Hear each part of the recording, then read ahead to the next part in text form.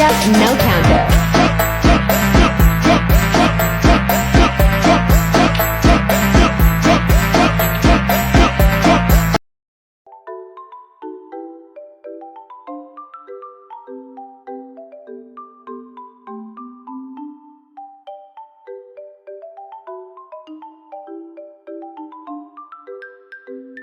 Teks cerita adalah teks yang memuat urutan peristiwa atau fakta dan kejadian masa lalu yang menjadi latar belakang terjadinya sesuatu yang mempunyai nilai sejarah.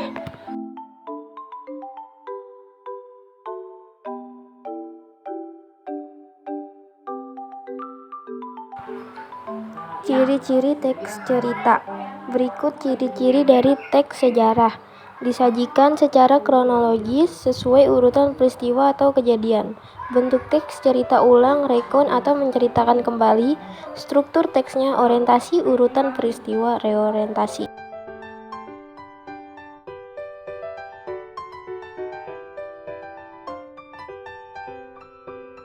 Struktur teks cerita sejarah. Orientasi merupakan bagian pengenalan atau pembuka dari teks cerita sejarah. Urutan peristiwa merupakan rekaman peristiwa sejarah yang terjadi, umumnya disampaikan dalam urutan kronologis, memuat urutan kejadian dari awal sampai akhir. Reorientasi berisi komen.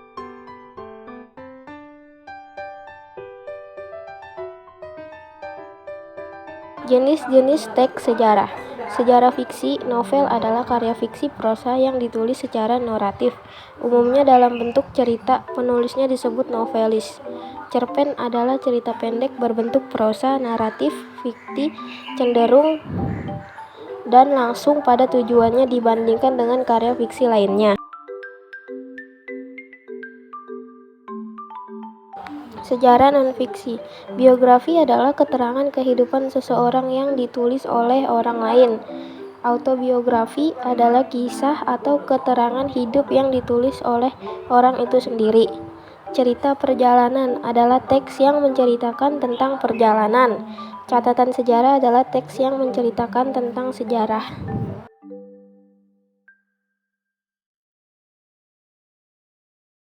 Perbedaan sejarah fiksi dan non-fiksi. Fiksi, karakter tokohnya tidak nyata, isi banyak menyelipkan cerita yang tidak nyata, bersumber dari karangan dan imajinasi penulis, menyajikan cerita sesuai karangan penulis.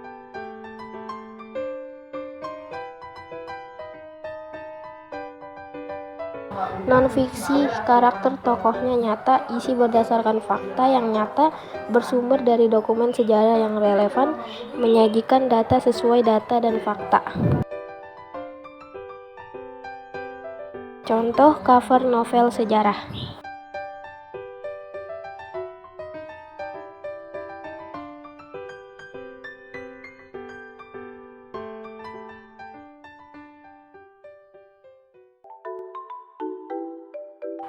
Contoh teks cerita sejarah.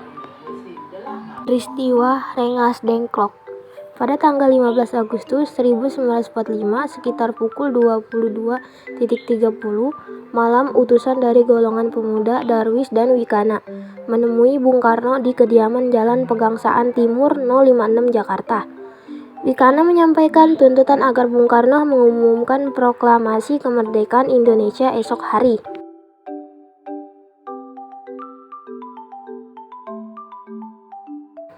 Yaitu pada tanggal 16 Agustus 1945. Bung Karno menolak permintaan tersebut. Terjadilah ketegangan akibat pertentangan pendapat antara golongan tua dan muda. Wikana mengancam bahwa esok hari akan terjadi pertumpahan darah yang dahsyat dan besar.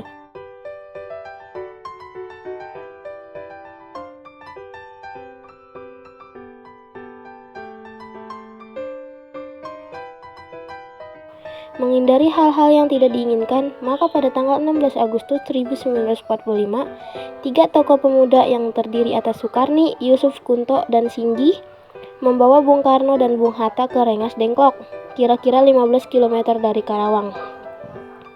Mereka memilih Rengas Dengklok karena tempat tersebut telah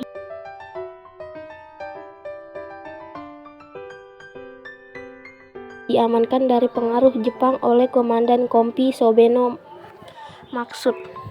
Maksud dan tujuan para pemuda membawa ke Rengas Dengklok adalah agar Bung Karno dan Bung Hatta mengumumkan proklamasi kemerdekaan Indonesia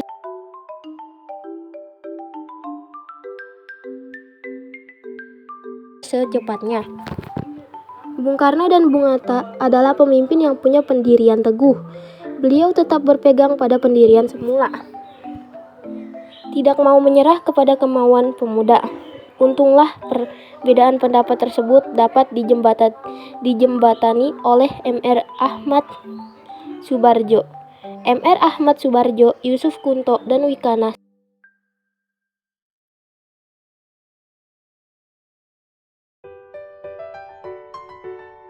sepakat untuk membawa kembali kedua tokoh itu ke Jakarta guna membicarakan proklamasi melalui sidang PPKI yang anggotanya telah ditambah dengan wakil pemuda.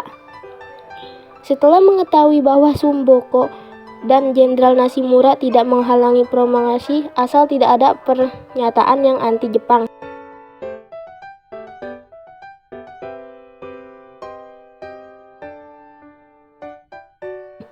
maka dimulailah pertemuan. Pertemuan ini dilakukan di rumah seseorang pembesar Angkatan Laut Jepang, Laksamana Muda Majda, di Jalan Imam Bonjol nomor 1 Jakarta.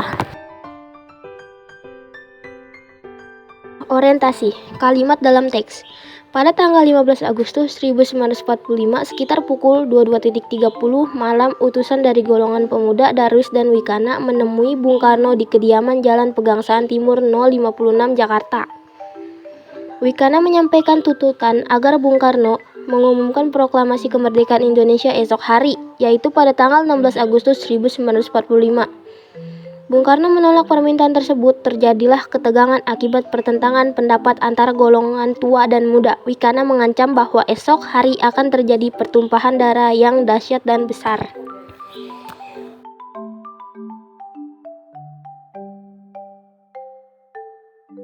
Urutan peristiwa sejarah tahap 1. Menghindari hal-hal yang tidak diinginkan, maka pada tanggal 16 Agustus 1945, 3 tokoh pemuda yang terdiri atas Sukarni, Yusuf Kunto, dan Singgih membawa Bung Karno dan Bung Hatta ke Rengas Dengklok, kira-kira 15 km dari Karawang. Mereka memilih Rengas Dengklok karena tempat tersebut telah diamankan dari pengaruh Jepang oleh Komandan Kompi Subeno.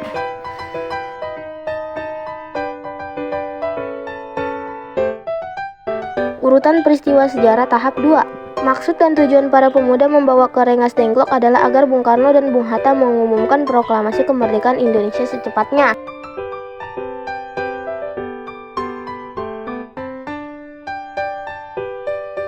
Urutan peristiwa sejarah tahap 3. Bung Karno dan Bung Hatta adalah pemimpin yang punya pendirian teguh. Beliau tetap berpegang pada pendirian semula, tidak mau menyerah pada kemauan pemuda. Untunglah perbedaan pendapat tersebut dapat dijembatani oleh Mr. Ahmad Subarjo, Yusuf Kunto, dan Wikana sepakat untuk membawa kembali kedua tokoh itu ke Jakarta guna membicarakan proklamasi melalui sidang PPKI yang anggotanya telah ditambah dengan wakil pemuda.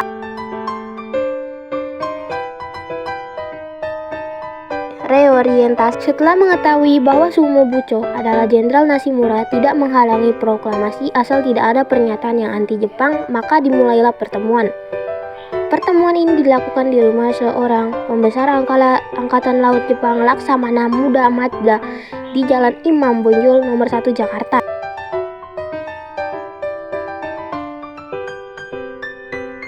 Perbedaan novel sejarah dan teks sejarah. Yang pertama, teks sejarah dituntut menunjukkan kepada hal-hal yang memang pernah ada atau terjadi. Sedangkan novel sejarah dapat saja menggambarkan sesuatu yang tidak kesemuanya bersumber pada rekaan.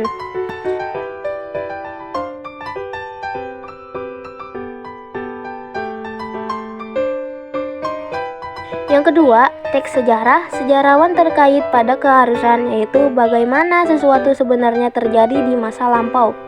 Artinya tidak dapat ditambah-tambah atau direka. Sedangkan novel sejarah, novelis sepenuhnya bebas untuk menciptakan dengan imajinasinya mengenai apa, kapan, siapa, dan di mananya.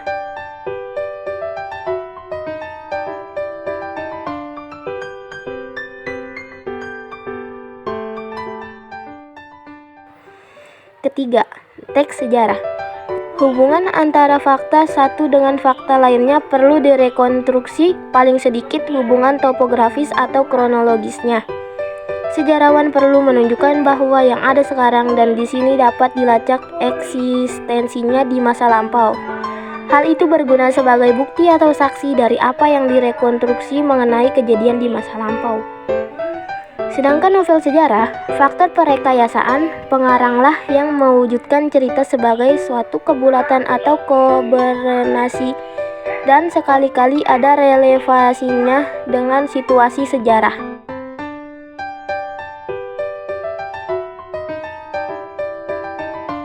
Keempat, teks sejarah. Sejarawan sangat terikat pada fakta mengenai apa, siapa, kapan, dan di mana. Sedangkan novel sejarah, pengarang novel tidak terikat pada fakta sejarah mengenai apa, siapa, kapan, dan di mana. Kesemuanya dapat berupa fiksi tanpa ada kaitannya dengan fakta sejarah tertentu. Begitu pula mengenai peristiwa-peristiwa, tidak perlu bukti, berkas, atau saksi.